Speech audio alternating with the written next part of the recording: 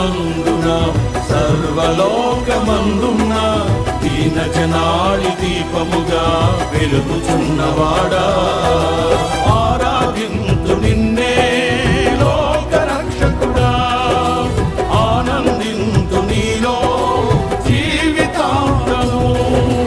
నీ కృప ఎంత ఉన్నతమో వర్ణించలేదు స్వామి, నీ కృప యందు తుది వరకు నడిపించు యేసయ్యా. నా తోడు నీ ఉంటే